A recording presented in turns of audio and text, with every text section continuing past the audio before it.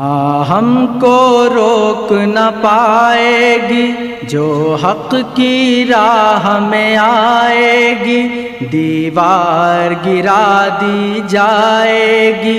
ہم کو روک نہ پائے گی جو حق کی راہ میں آئے گی۔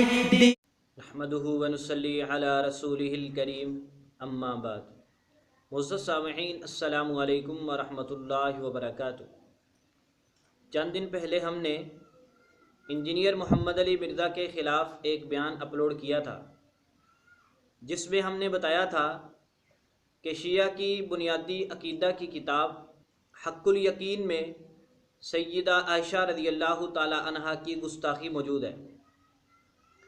وہ مرزا دہلوی جو کہ کشف المحجوب، تذکرۃ الاولیاء اور دیگر اولیاء اللہ کی کتابوں کے متعلق بہت زیادہ زبان درازی سے کام لیتا ہے، اس کا فرض بنتا ہے کہ وہ حق الیقین کی اس گستاخانہ عبارت کے خلاف بھی لیکچر دے، لیکن ابھی تک اس نے اس کا کوئی جواب نہیں دیا۔ ہم کہتے ہیں کہ اسلام کے سچے خادم بنو، تمہارے نظریے کے مطابق صوفیہ نے اسلام کے اوپر حملہ کیا ہے، تم اس کا جواب دیتے ہو، تو جو شیعہ نے، روافض نے اسلام کے اوپر حملے کیے ہیں ان کا جواب کیوں نہیں دیتے؟ ان کا جواب بھی دو نا، تاکہ پتہ چلے کہ تم اسلام کے سچے خادم ہو، ورنہ ہم یہ سمجھیں گے کہ تمہیں شیعہ رافضیوں نے بٹھایا ہوا ہے لوگوں کو صحابہ کرام اولیاء اعظام سے بدظن کرنے کے لیے۔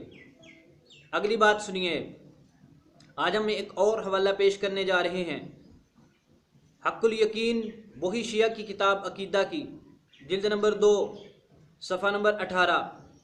ملا باقر مجلسی نے لکھا، یہ آپ کے سامنے عبارت ہے، اور نعمانی نے روایت کی ہے کہ حضرت امام محمد باقر علیہ السلام نے فرمایا، حضرت امام باقر نے کوئی نہیں فرمایا، فرمایا سارے جھوٹ بولتے ہیں، کہ جب قائم آل محمد علیہ السلام ظاہر ہوں گے، یعنی شیعہ کا 12واں امام آئے گا، خدا ان کی ملائکہ سے مدد کرے گا، اور سب سے پہلے جو شخص ان کی بیعت کرے گا وہ محمد صلی اللہ علیہ وسلم ہوں گے، ان کے بعد علی علیہ السلام ہوں گے۔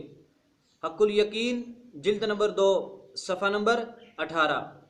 اب اس عبارت پہ غور کیجئے کہ حضرت نبی پاک صلی اللہ علیہ وسلم کے متعلق کیسی بات کہی جا رہی ہے کہ جب 12واں امام آئے گا تو حضور پاک صلی اللہ علیہ وسلم قبر انور سے تشریف لائیں گے اور اس کے ہاتھ پر بیعت کریں گے۔ سن لو جی، کیا یہ رسول پاک صلی اللہ علیہ وسلم کی گستاخی نہیں ہے؟ کیا یہ آپ صلی اللہ علیہ وسلم کی توہین نہیں ہے؟ خواجہ فرید الدین عطار رحمۃ اللہ علیہ کے متعلق تو اتنی لمبی زبان نکالتا ہے اور بابے بابے کے تانے دیتا ہے، اور یہ کہتا ہے کتابوں کا خدا اور ہے، بابوں کا خدا اور ہے۔ حق الیقین، ملا باقر مجلسی، روافض کے متعلق تو خاموش کیوں ہے؟ کہیں یہ بات تو نہیں کہ تجھے روافض نے بٹھایا ہوا ہے؟ اور ہم اپنے اہل سنت کو پہلے ہی سمجھاتے تھے کہ یہ رافضیوں کا چمچہ ہے، اپنے آقاؤں کے خلاف بیان کیوں کرے گا؟ جس طرح اگر تم میں واقعی غیرت ہے، شرم ہے، جس طرح تم نے کشف المحجوب کے خلاف زبان درازی کی، سلطان باہو رحمۃ اللہ علیہ کے شعار کے اوپر کفر کا فتویٰ لگایا، شرک کی باتیں کی، جس طرح تم نے حضرت بایزید بسطامی رحمۃ اللہ علیہ کے متعلق اپنی گندی زبان استعمال کی، اسی طرح کی زبان ذرا جلدی شیعہ کے خلاف استعمال کرو، باقر مجلسی کے خلاف استعمال کرو، روافض کے خلاف استعمال کرو، تاکہ پتہ چلے کہ تم واقعی اسلام کے سچے خادم ہو۔